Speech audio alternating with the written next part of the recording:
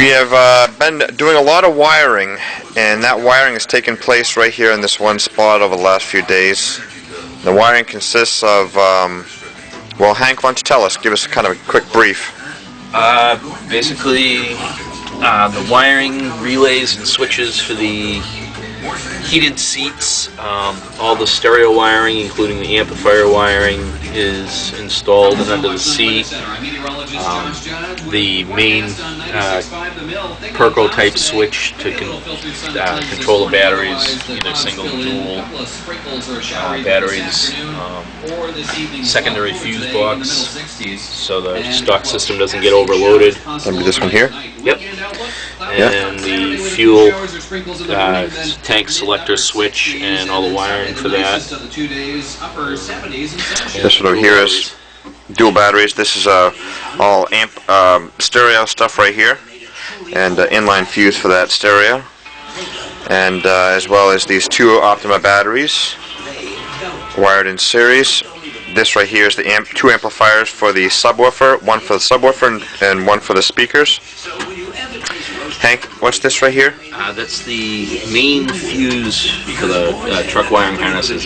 That's right. Instead of having a fusible link, we've put in that main fuse. We talked about it, but that's also mounted here. Back here is the subwoofer, and there's some kind of wires that aren't going to be left here, but underneath there it does tend to look a little busy, but everything has been wrapped in corrugation, and a lot of heat shrinking going on, and protection of the wires.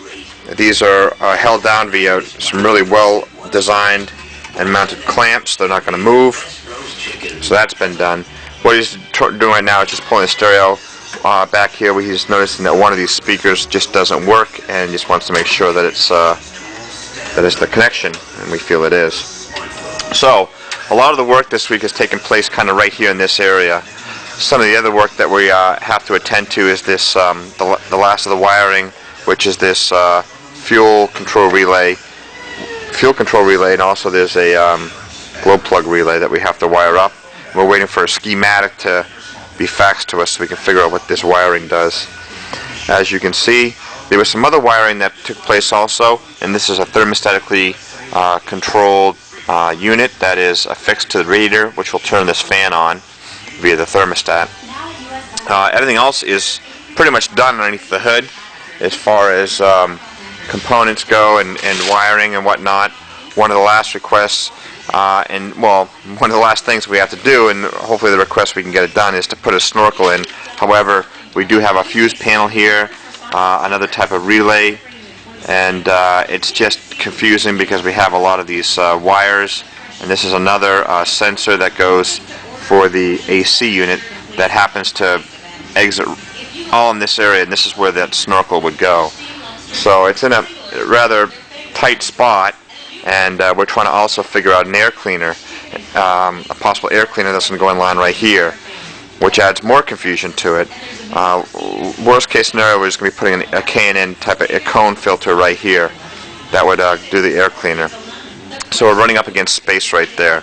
And last thing to go on would be our bumper that's being manufactured, and we finally got our fair lead and our wire, our line in for that, and I'll show you that actually in a minute.